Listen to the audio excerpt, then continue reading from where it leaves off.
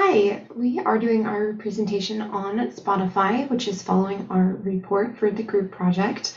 We are group number 2, consisting of myself, Claire Cullinane, as well as Ellie Durupt, McCary Nassif, and Stephen Bigelow. An overview of the presentation today, we're going to be going over the company history, products and services, followed by project goals, the conceptual model and logical model, which will all be presented by McCary Nassif.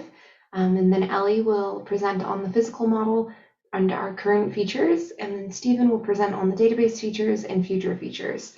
And then we'll pass the time back over to Ellie to go ahead and close us out on the conclusion. So a little bit about Spotify. Spotify was started in 2008 by Daniel Ek and Martin Lorentzen in Sweden. That is going to be these two gentlemen here. Ultimately, their goal was to change the way that music is being consumed around the globe. So currently, there were a couple of alternative ways to listen to music of your choice. So you could either utilize Pandora, YouTube, or LimeWire at the time. Pandora and YouTube were legal ways to obtain your music. LimeWire was actually an illegal way to download music that was very popular around that time, a way to get around having to pay for any songs or albums that people were wanting to listen to. So ultimately, they gained a lot of traction within the music industry and were publicly listed in April of 2009 and had a lot of success with that. So currently, this is their vision statement. So we envision a cultural platform where professional creators can break free of their medium's constraints and where everyone can enjoy an immersive artistic experience that enables us to empathize with each other and to feel part of a greater whole. So it's really about kind of bringing people together, with music, which is something that we've been doing for, since the beginning of humankind, ultimately. So when we look at their products and services, there are a number of different subscriptions that they offer currently. So you can do either a family plan for $15.99 a month that gives you 6 different accounts that you can give to your family members.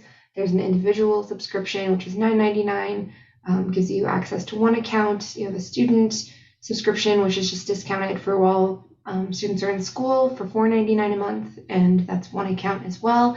And then you have like a duo or a dual membership, which is $12.99 a month for 2 accounts. And ultimately, they also offer a free version, but it does not have these features. So when you do the subscription, you get to download music and you can listen to it anywhere. You don't only have access to it when you're streaming over data or over Wi-Fi. You are able to enjoy your music ad-free, so you don't have to listen to any of the ads. You can listen to music at the same time as another account. So you can listen to the same playlist at the same time, even if you're not physically together. And then you can also just skip through whatever you'd like. So unlimited number of skips. Some of the other features with the other apps like Pandora only allowed you a certain number of skips per time frame, and then you have to listen to an ad. So that's really something that a lot of users were wanting. All right, and I'm going to go ahead and pass the time over to McCary.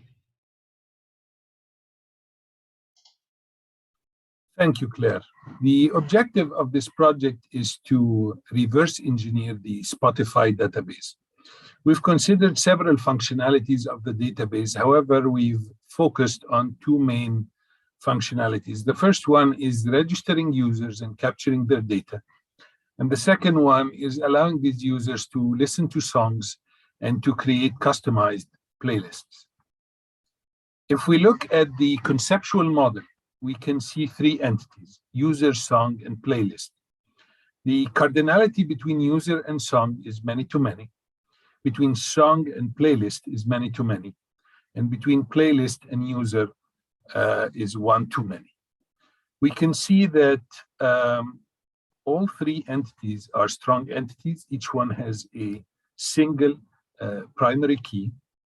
We can also see that user has a double line indicating full participation with song, because a user cannot listen to songs unless it is a registered user.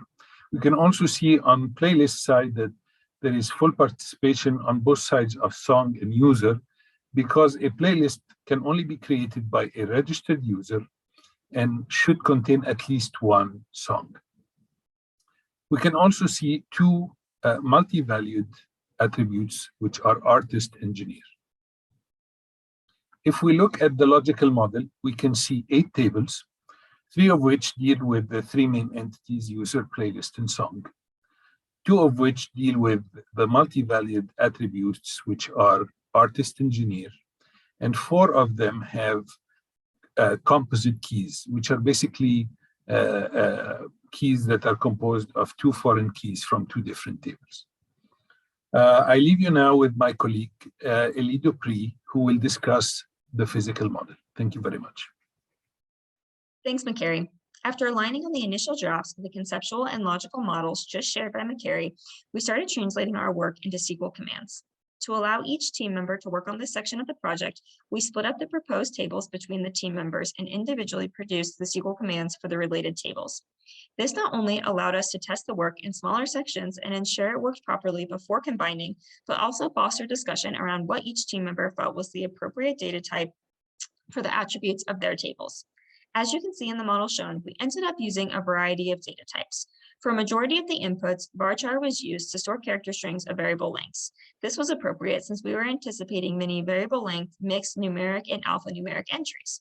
For 2 inputs, song duration seconds and stream duration seconds, number was used. This was appropriate since we wanted to ensure only numeric entries of a specific precision and scale were accepted for duration-related activities. For a single input, sex, character was used. This was appropriate to limit to 1 character as we were only looking for M, F, or U and did not need additional data for the full spelling of the words. For a single input, record date, date was used. This was appropriate because we wanted to ensure that the date captured was in the standard formatting. For a single input, stream date time, timestamp was used. This was appropriate because we wanted to ensure values could contain both date and time parts. As we refine the model through additional data entry, we will reassess the data type selected to determine if there is a better fit or if the assigned character limits need to be adjusted. After this, to ensure our database met our prioritized requirements, the team generated sample data to populate the database. While it does reference existing songs and artists, the details were modified to ensure we tested the variable functions of our database. After population and testing, we were able to confirm that our prioritized requirements, as shown on the screen now, were met. For users, users are able to create an account using their email as their identification, and their account is able to have descriptive information. Additionally, users are able to have a password for their account and are only able to create 1 account per email address. For songs, users are able to listen to 1 or more songs, and songs are able to be streamed by 1 or more user. Songs are also able to have descriptive information and 1 or more artists. Finally, for playlists, users are able to curate 1 or more personal playlists, and users are able to reference what songs are in playlists. Playlists are able to have descriptive information and contain multiple songs, but must contain at least 1. And finally, playlists are able to have 1 or more genre. Now I will hand it over to Stephen for some demonstrations of our database features. Stephen? Thank you, Ali. Next up, I will do a quick demo of the database that we have. For the sake of time and simplicity, I will just do this with screenshots. So as you can see here, this is an insert statement where we are inserting into app user, which is the first step in our database, is a user signs up for Spotify. As you can see, we specified which columns and the order that we would like to insert them, the data into. And we also specified the values. We went through and did this for all of the tables for each of the members on our team. And when we did that, we ensured that the tables containing primary keys that were referenced by foreign keys in other tables were that data was inserted to those tables first. and then insert it into the tables that were dependent on those primary keys after that. So moving on to the next query, we see a select statement from song where we're looking to find songs where the duration is greater than 180 seconds. And in our database, there are 2 of those.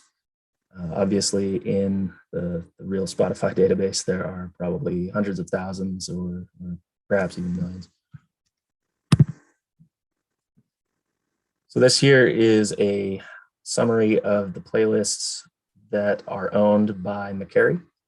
There are 2 of them, Mac Rock Songs and Mac HH Songs.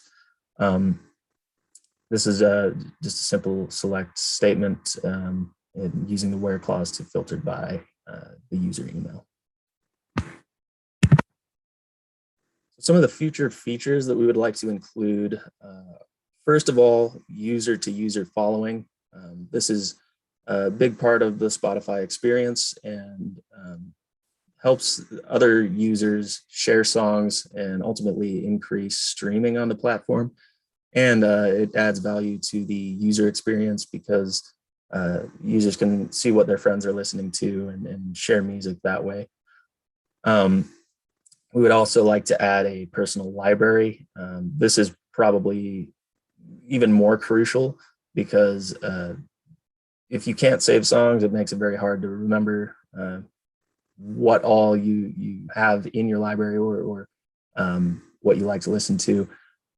Personally, whenever somebody asks me what I listen to, I have to pull up my Spotify and look into my personal library and I go, oh yeah, I've been listening to these 15 artists or however many. Next, we would like to look at distribution for songs so that they can be managed by a digital distributor. We want those songs to be a part of a single release, so you can package 5 songs into an EP, for instance, and then have that be managed by a digital distributor such as DistroKid or CD Baby. Those companies would track financials. So moving into the next feature of financials, we want to track royalties based on the number of streams that are associated with an artist or artists on a track. And each artist payment would be calculated by Spotify using those stream numbers, and then funds would be transferred to the distributors who would then give the artist their money. And then on the artist profile side of things, we would like to include information on upcoming concerts. This is a newer feature that Spotify has put out, and it allows fans to be notified of shows and view shows that are upcoming for different artists. One or more artists would have to host a concert, so you can have multiple artists on a concert associated with just one concert, but one concert would have to be associated with that minimum one artist. Thanks, Stephen. In conclusion, Spotify was an exciting company to analyze, and our group learned a tremendous amount about database theory and design through our analysis. We discovered the range of features Spotify currently offers, as well as the vast list of potential and future features they could offer through our research. Based on this, we are confident Spotify will hold its market position and be successful for years to come. After completion of this project, we feel confident in our ability to understand how applications transact data and are able to systematically reverse engineer these interactions, leveraging our understanding of conceptual, logical, and physical modeling. Thank you.